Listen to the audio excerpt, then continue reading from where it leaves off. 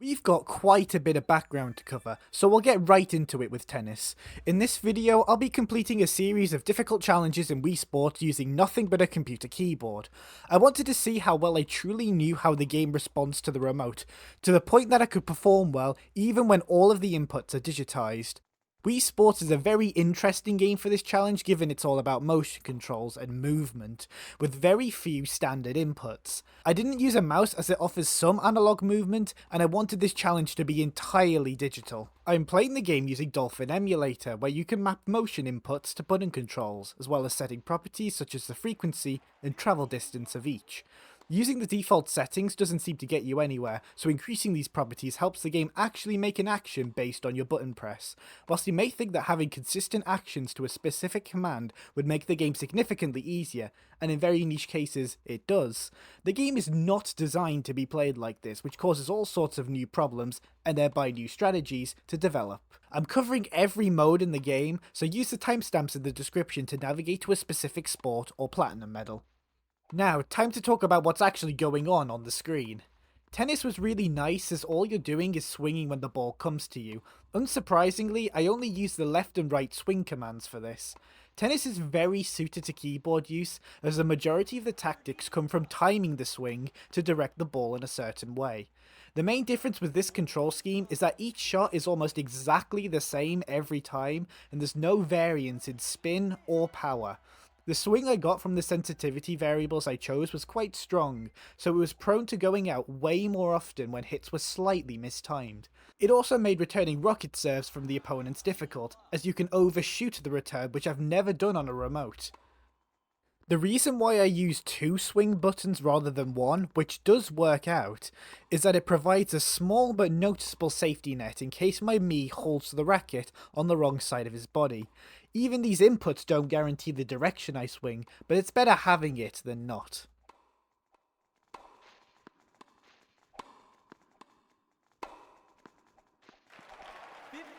All.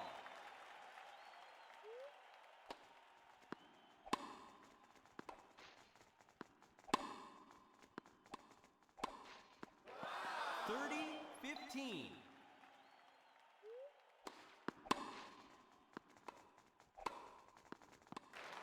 30 all.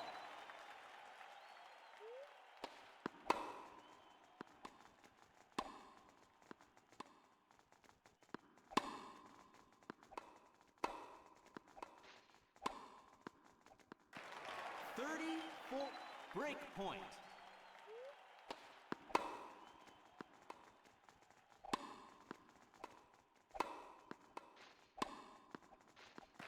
The front team wins.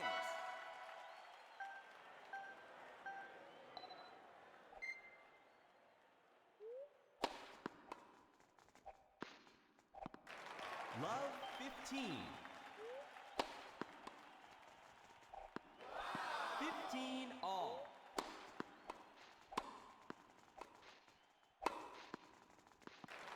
30-15.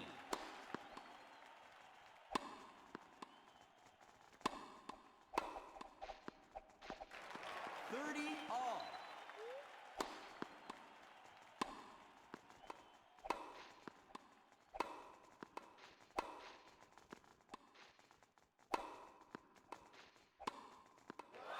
30-40. Break point.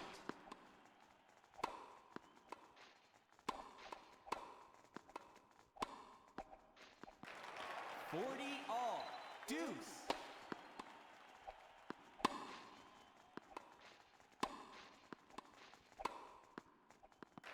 Advantage front. Match point. The front team wins.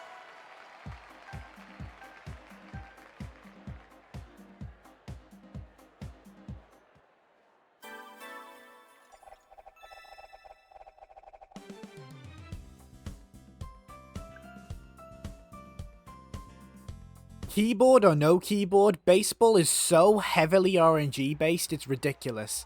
In my recent short I talked about batting left-handed to help with Sakura, and that actually stemmed from this recording session. It does translate over nicely from keyboard to remote. There isn't a difference in strategy between keyboard and no keyboard, but the nature of which you perform the actions are very different. I use the tilt up button to position my bat in a natural ready stance, so that when I press the swing down button, yes, swing down, the swing actually comes out on the button press. Not doing that and just trying to swing to the right has a lot of delay and is really weak.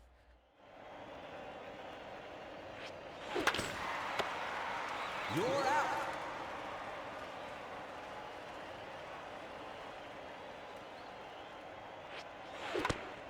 Foul ball.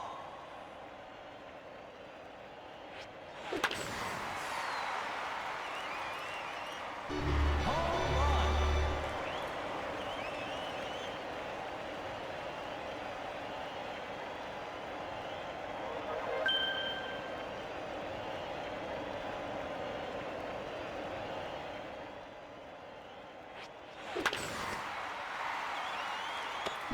Single.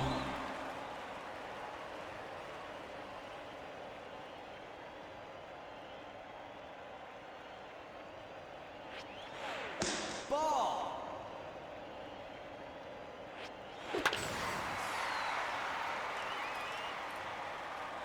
Home run.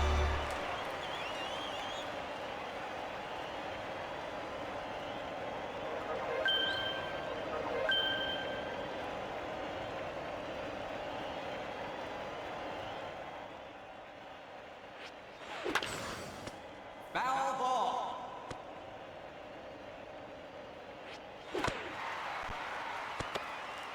You're out.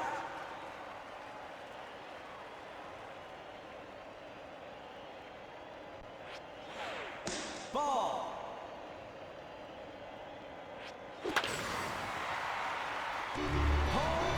Now, before you accuse me of cheating, hitting these poles on the edges of the stadium will always count as a home run, even if the ball ends up going out of bounds. This is very rare to get, so it was ridiculous it happened here of all places. Ball.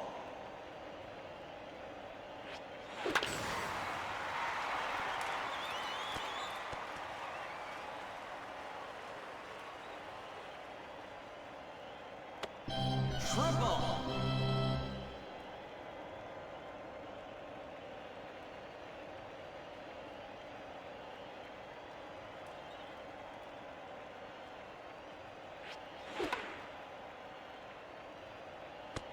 Foul ball.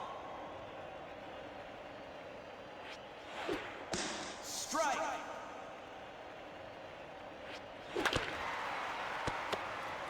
You're out. Change side. For pitching, I try to take a super safe approach where I throw the ball to the inside, with mixed but workable results. You may notice some random buttons being pressed on the keyboard all over the place, and these are the 3 shake triggers. The reason one of them is so spread out is that being British, I use a UK keyboard layout, but the keyboard capture tool uses a US one, which doesn't lay out these 3 buttons in this position, which led me to discovering the fact there was a difference altogether, funnily enough. Pressing 1 shake button does a weak pitch, rolling over 2 shake buttons does a medium pitch, and pressing a swing button does a max power pitch. I decided to mainly go with medium pitches with the idea that slow pitches would be too obvious and the CPU wouldn't swing, and max power provides way easier home run chances. It didn't matter how many bad pitches I threw, as I knew they would eventually want to swing at something. Ball. Foul ball. Ball. Strike. Ball. Ball 4.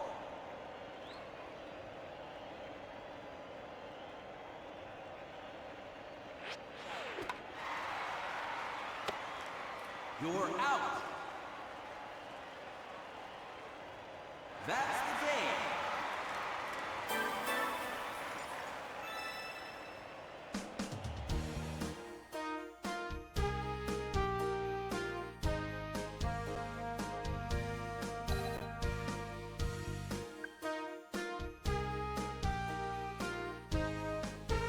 You're not going to see too many weird things in bowling, as getting a perfect game, requires nothing to go wrong.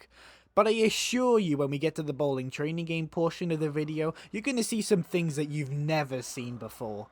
OG Wii Sports Bowling is best played without spin, so being able to not achieve spin most of the time is super helpful with consistency. It's not completely smooth sailing due to constantly eluding surprise mechanic, and the setup for the strike is different to a remote, as for some reason the ball is released super far to the right of the body. All that means, however, is that you don't move as far away from the middle, hold the B input, and keep pressing the swing forward button to cycle through the animation. Figuring out when to let go of B was actually pretty tough, since you need to be swinging whilst letting go of B, otherwise you'll just drop the ball. Here you'll see me moonballing by letting go at the highest point, but with the keyboard this isn't actually needed due to the lack of spin. If it could be 100% consistent, this would be the most significantly nerfed sport difficulty with a keyboard. Nice throw.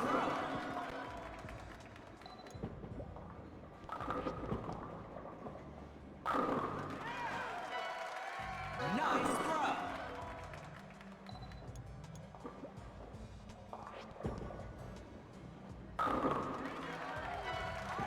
Nice throw.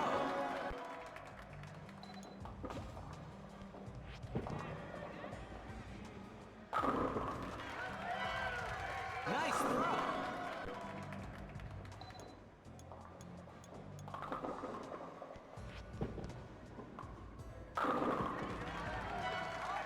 Nice throw.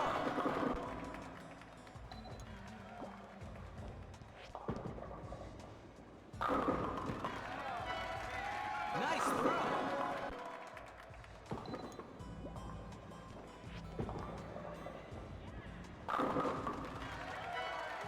Nice throw.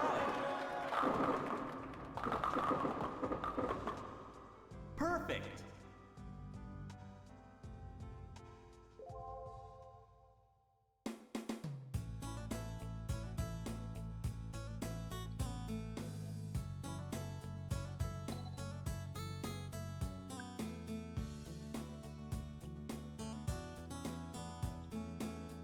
Here's the main meat and bones of the game, so strap in. Golf required so many silly little things that covering everything is going to be challenging. For off the green play, we'll be using the swing left command for all of our power needs. The power can be changed by changing the amount of time the button is held down and how many times it's pressed, and it's actually a lot more intuitive than it looks.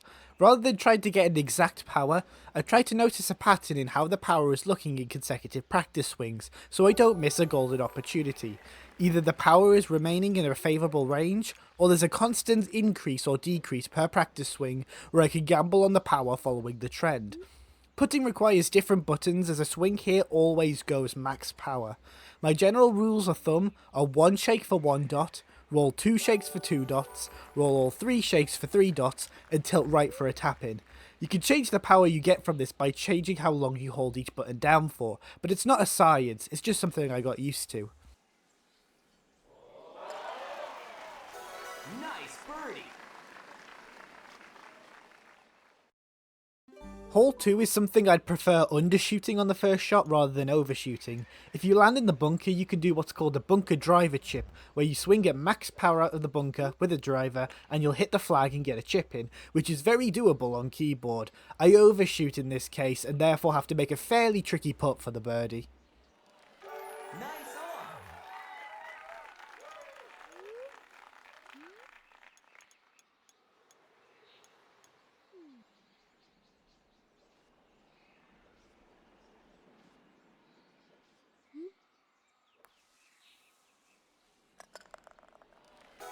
Nice birdie.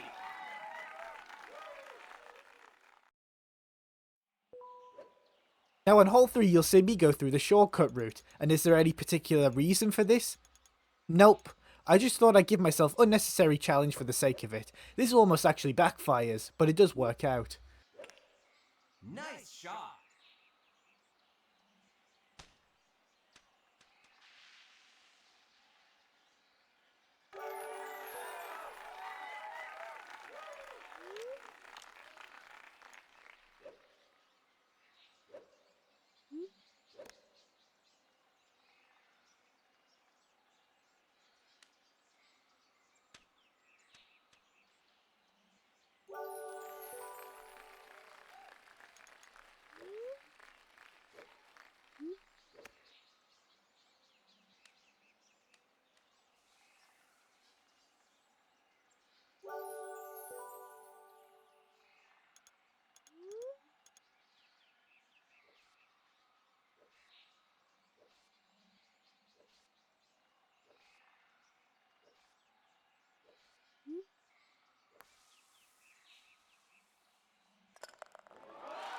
Good birdie.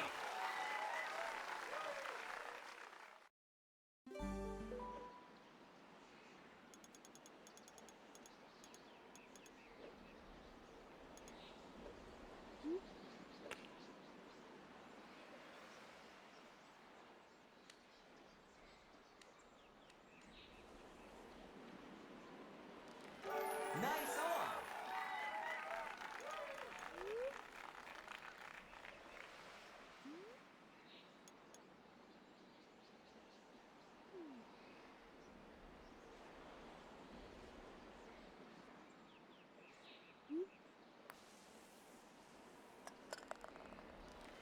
Good birdie. Hole 5 is the first hole with a major disconnect shot strategy. Basically, disconnect shots are where you cut power from the remote as you hit the ball, then reactivate the remote as the ball is going into the water to use it as fair ground. You could probably somewhat get this to work on a keyboard, but I decided for this run to use no disconnect strategies for simplicity's sake.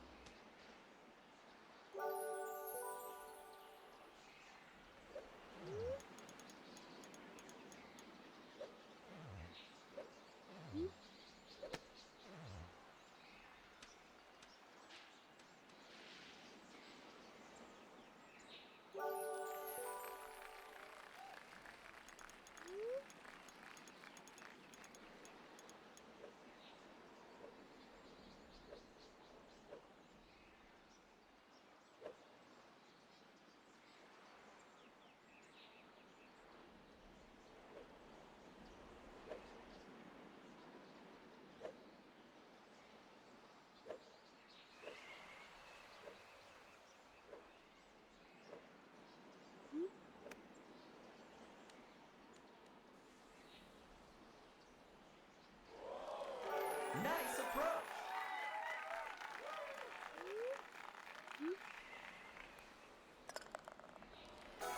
Nice birdie.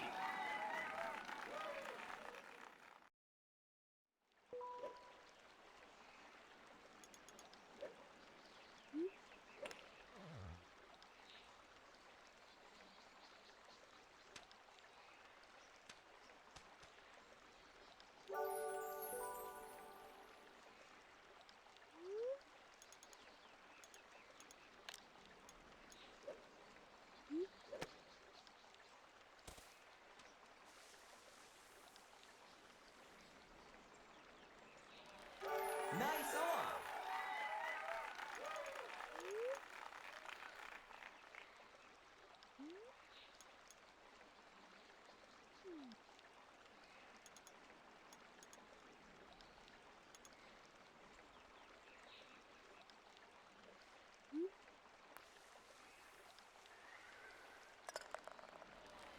Good birdie. Hole 7 has a major shortcut, but also has a smaller shortcut that's useful with strong eastern wind like I had gotten. When you swing at the maximum possible power, in this game your shot will always slice to the right. This is why bunker driver strats are so consistent. I can achieve this on the keyboard by rolling through all of the swing buttons multiple times. This will give the ball extreme rightwards momentum that allows the ball to curve around the trees and get closer to the green.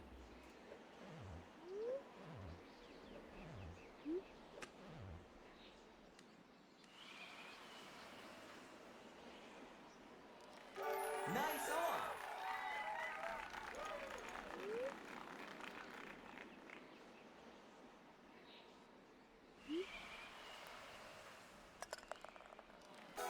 Nice birdie.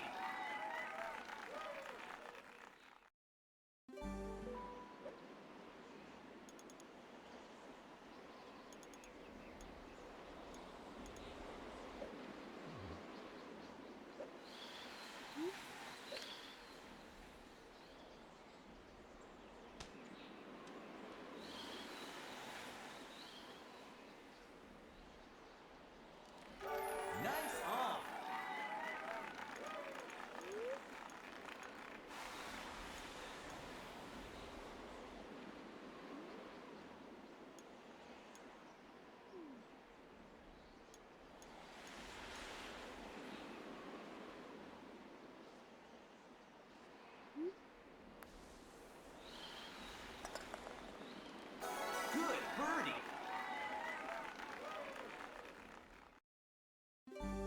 Hole 9 is another example of Wave makes decisions that should really backfire, but don't. Going onto the left island here, whilst is preferable with this wind usually, requires a maximum power shot. We learnt in hole 7 how to do them with rightward slicing, but this puts unnecessary extra stress onto where the shot is headed, as I need to account for the slice as well as the wind in how they will cancel out. I get very, very lucky here, especially given the fact it's the final hole on pace for -9.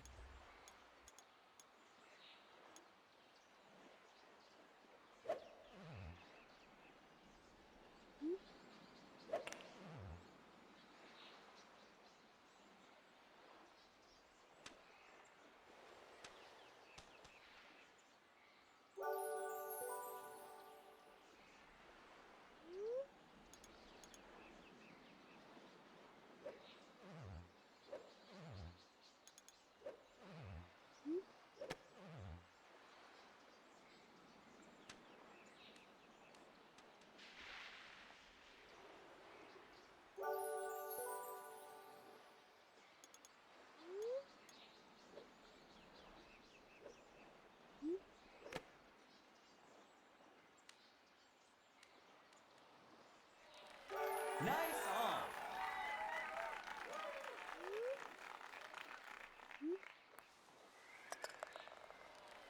Good birdie.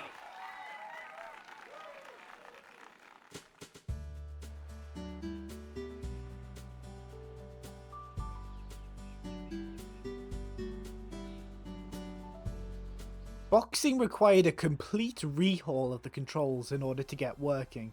Not a lot of time to discuss, so we'll talk more about it in the next segment. Basically, I try to prevent Matt from throwing any punches, and then when he does, try to counter-attack with jabs, keep a steady rhythm, and then hope he stays down first time of asking.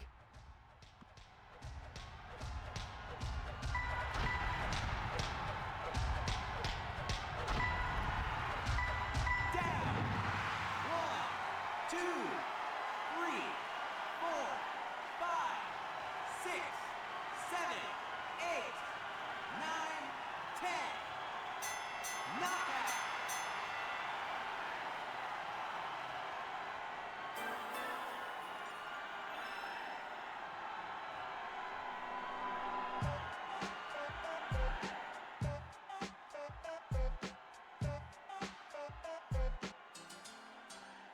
Now we're on to the training game portion, where I challenged myself to get one platinum medal from every sport. Choosing the easiest medal for each did provide some interesting things to think about, but I tried to focus on finding a challenge that didn't require precise motion or has binary outcomes where you either make it or you don't. With returning balls, you either hit the ball back or you don't, so it was an easy choice for tennis. Not much to say other than the varying difficulty of the mode that's independent of the control scheme, so I wanted to use the time to talk about boxing. Boxing I left until after the 4 main sports and their training medals, as it's a sport focused on super delicate motions. I stuck to the rule of making consistent actions by into motion inputs, as I couldn't make dodges consistent for the life of me, so I had to settle with a countering approach after figuring out only 4 actions: jab left, jab right, high block right, and high block left. Then I just had to use those actions to their best of their ability, and a bit of luck to defeat Matt's super aggressive fighting style.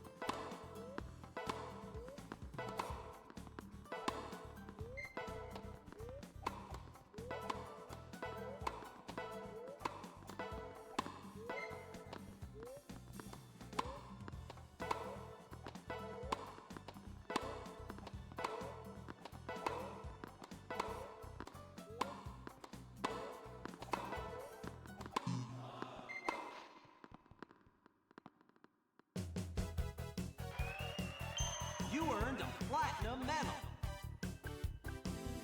Here's the first of 3 deviations between my easiest platinum medals video and the easiest keyboard platinums. Batting practice is one of those binary outcome platinums I mentioned, where you either hit everything or you don't. I felt like this would be a lot easier than getting several really well timed swings in swing control, and I was probably right as it only took me 5 attempts.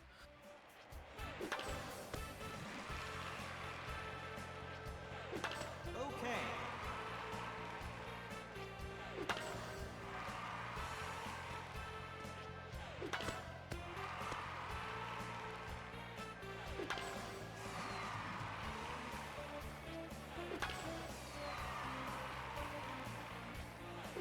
Good.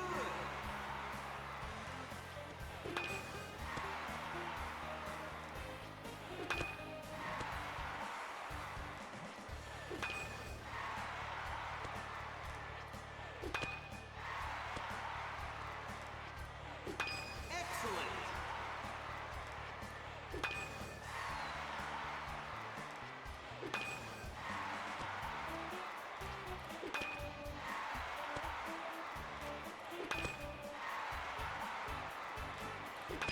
Great control.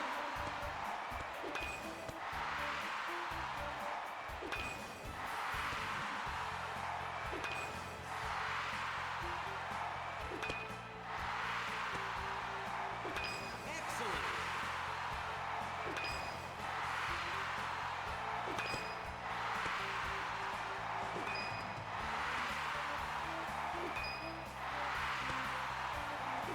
Excellent. You earned a platinum medal. Deviation number 2 in bowling is spin control. Well, you tell me how I'm gonna control spin with a keyboard. Picking up spares is all about straight throws, so it was a no-brainer.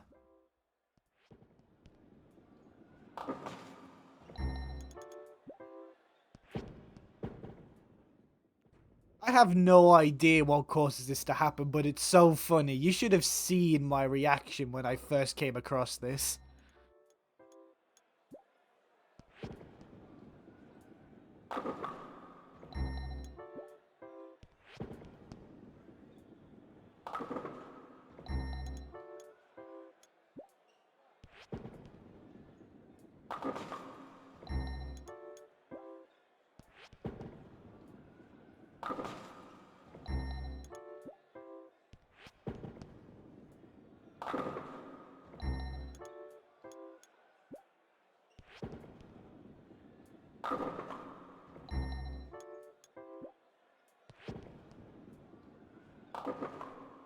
Nice throw.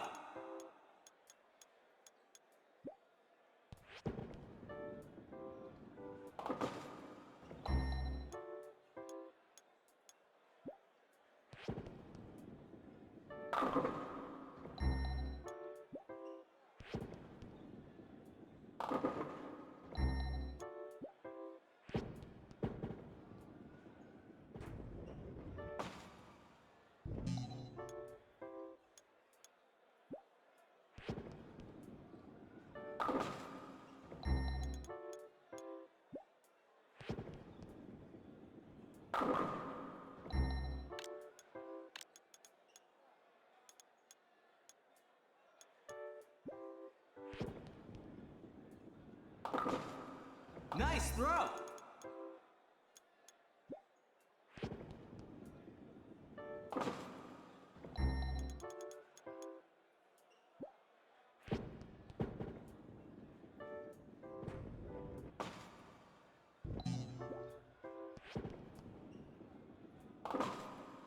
Nice throw.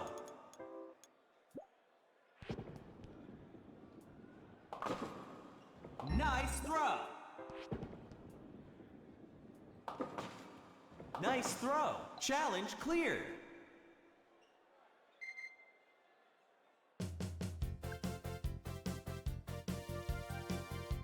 Now here's the thing you'll absolutely be the most surprised about. Not only the hardest golf platinum on a remote, but my pick for the hardest platinum in the entire game. But if we go back to my principles, it's a binary outcome. You make the putt or you don't.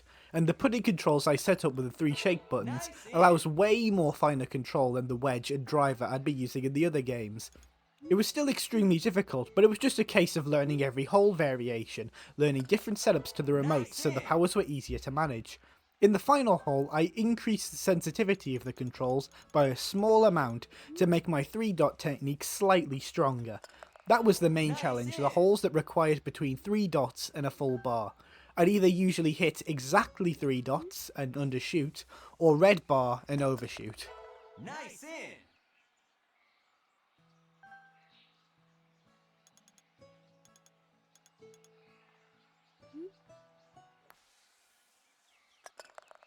Nice in.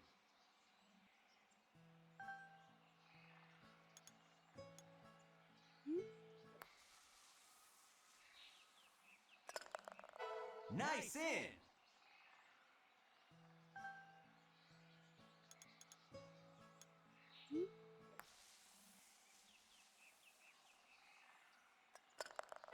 Nice in.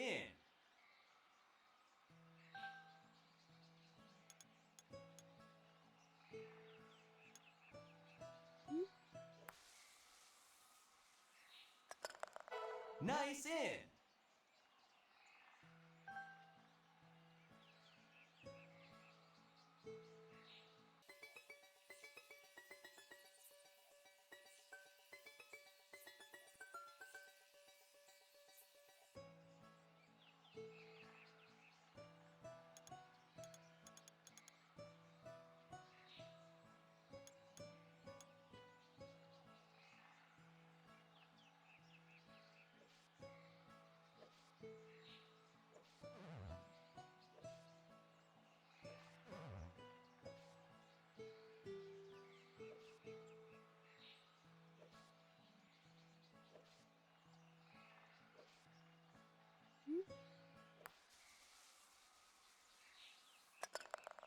Nice in. Challenge cleared.